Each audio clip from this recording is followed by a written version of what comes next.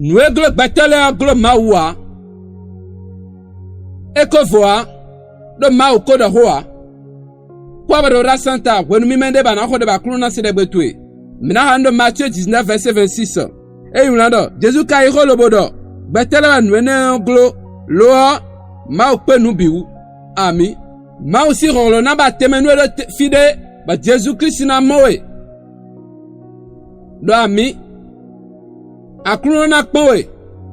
Lobna kunu bla nous présentoué. E na kpoe. Lobna wada nous présentoué.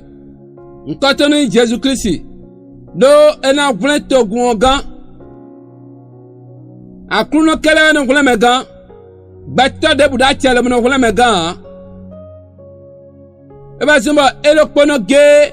E wa me vlen ganto. Bato do tiele bodo khokno mon koton gbede a. Dekpo ay me ya don me wei. Bato do tiele bato do khokno. Le mla plan li don gan. Mau kele do tiele mon koton. Nous glo bato e glo mawa. Bono am wada ni no medeme. Le ba dozu kaka ba glo bato lebe mak pen ti lo boble nou ya. Nou ana blo waindo. Ana leko. Le bo mau gona leko bo wa Kristugon. Do nou glo bato sin glo ya. E do atia e do ronglon lo mena blo nou glo bato lebi. Nou glo la agbani mak pewe de wo. Wa so e tera kruno sinukon. Ben akhlawe da miwa ya kruno tuwe. E na akhlawe da miwa me vleganta tuwe. E glo ya. Nou debu glo ya, nou debu kasa sin le glo ya. Nou debu na teka glo ya kweton sin glo ya. Ala yewe mauton nou debu deko glo bi do prezante me wa blo yedo de Jesus sin koma.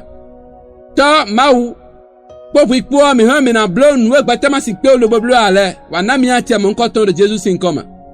Ana tache. Undo Kristuma. Ba damino akpajile tuwe. Zami no ma insinu. Akota la sitaba.